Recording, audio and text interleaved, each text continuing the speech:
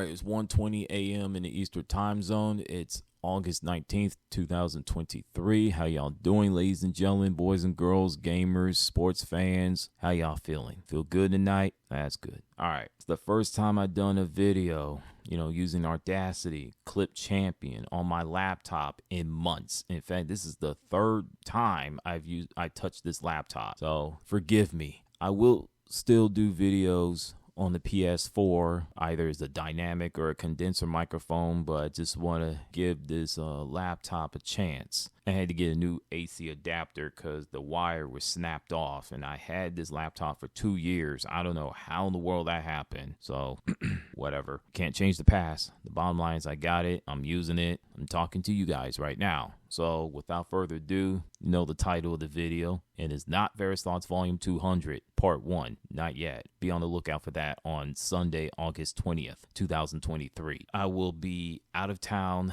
again next week, like I was this past week.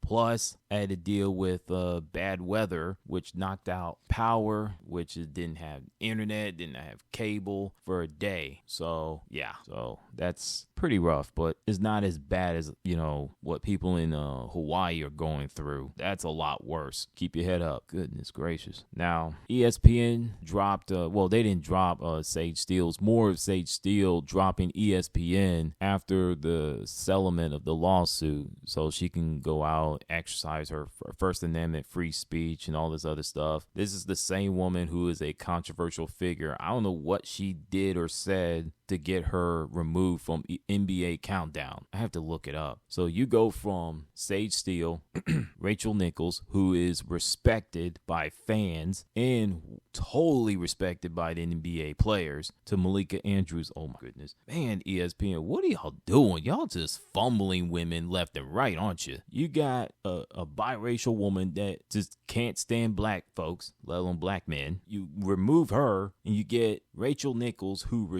well respected. Yes, I know what happened with the whole Marie Taylor situation. Some that she shouldn't said out loud, but then again, it was private. She got the boot. Most people think it was unfair. You go from that to Malika Andrews, and we've seen how she acts, how she conducts herself. So, yeah. You don't want me to get started with the WNBA problems where you got domestic violence and Eminem, which is Malika Andrews, and Molly Kim are just nowhere to be found. Nope. I'm going to shut up and move on. Now, that's thought number one. Thought number two, let me say this. I love me some Jersey Mike. I was out of town. I think it was yesterday or 2 days ago, for dinner. I told him, look, I want number 8.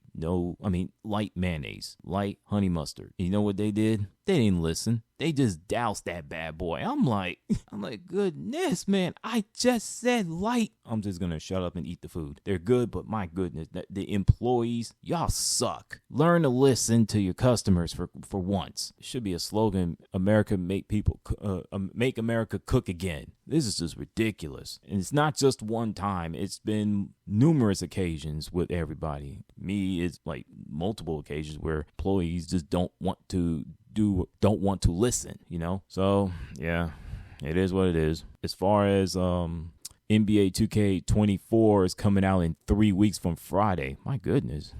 Big news. Hey, crossplay between PS5 and Xbox Series X. That's cool, right? And I think it's PC if I'm not mistaken. So that is big news. Now, here comes the most controversial news of them all. Battle Pass in a sports video game. It's not just one. It's 2 tiers.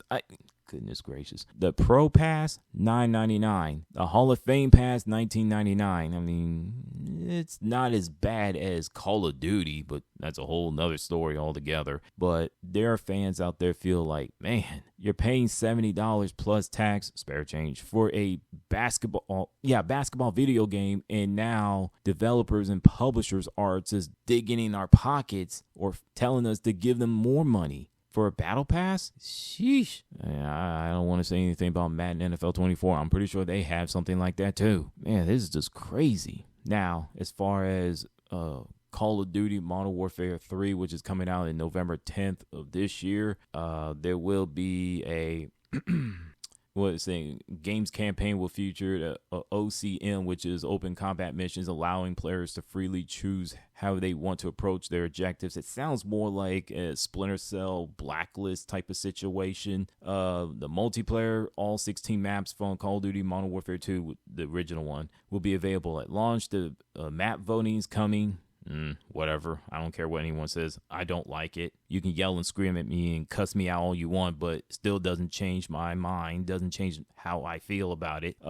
Player health will be increased for longer time to kill, which is from 100 to 150. That sounds like Black Ops Cold War, not Black Ops Cold War, but also with Black Ops 4 and Black Ops 3, I believe. That's going to be interesting.